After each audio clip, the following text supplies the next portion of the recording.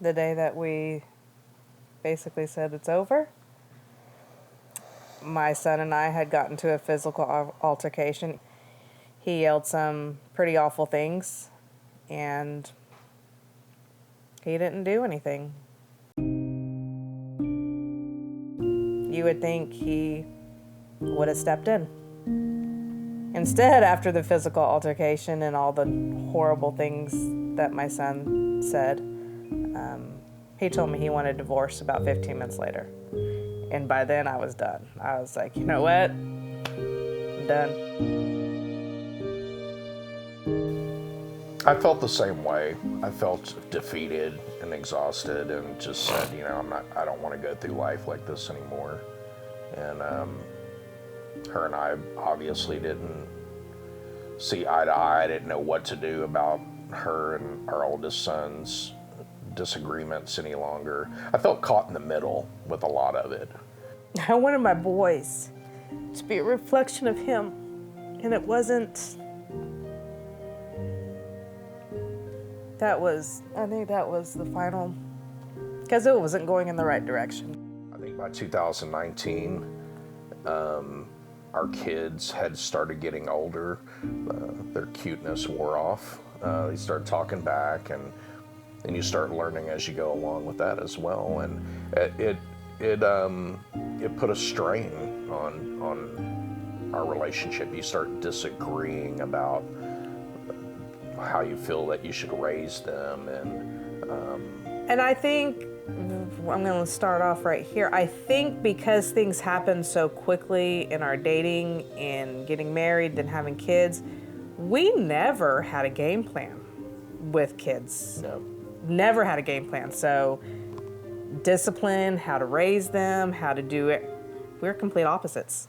You work hard, you think you're doing the right thing, and you think that you can throw money at your family problems and allow them to go. Y'all go on vacation, but I can't go because I got a business to run and all that. Well, you look back on it now, and it wasn't the money that they wanted. They wanted me there with them, and I wasn't as present as what I should have been. And it makes you really kind of reevaluate your life and say, being successful and having a lot of money and all that isn't the main priority. That your family and your children and your wife especially is your main priority.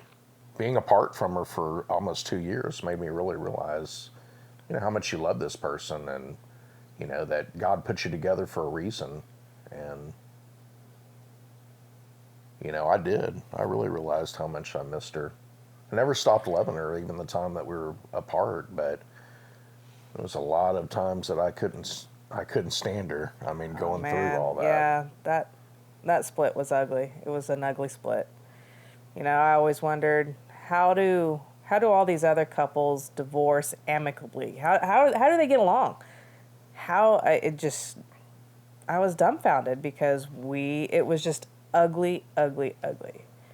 When I was probably at the height of my anger with her, and I was told my problem is that I did not want her to be happy, that I wanted her to feel all the pain and anger that I was feeling, and that I did not want her to be happy, that I wouldn't let her go to move on with her life. And at that time I said, no, I don't want her to be happy.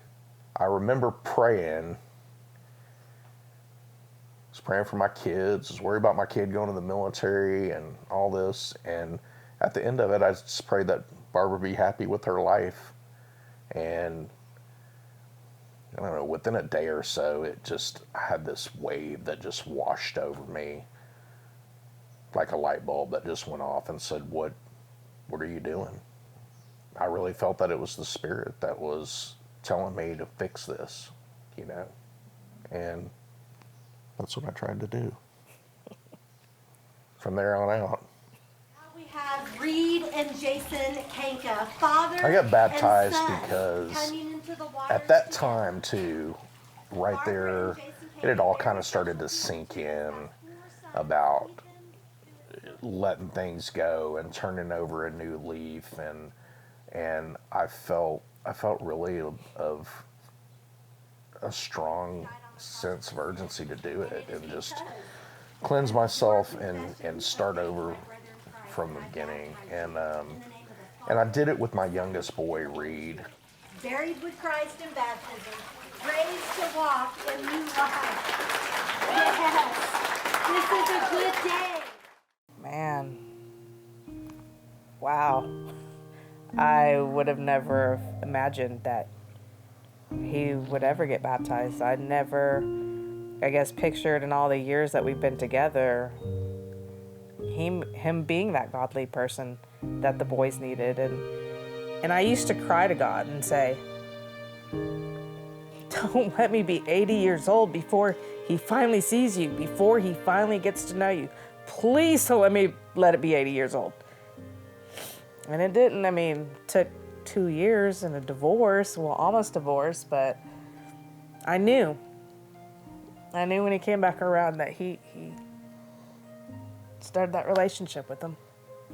And then it just started progressing, and we started doing other things together. He went camping. I went camping with him. And he does not like camping, and he went camping.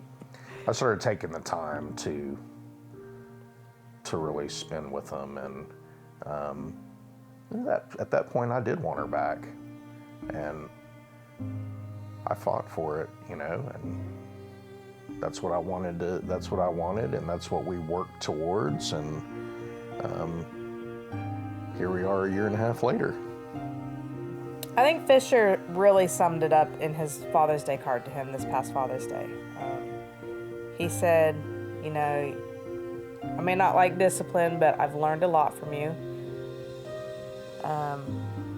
She may have not have liked you in the beginning, but you fought hard, and you fought for us. You fought for your family, and you never gave up. So his own personal words just showed him. It was pretty powerful coming from a 13-year-old. From a 13-year-old. I mean, he knew. He knew.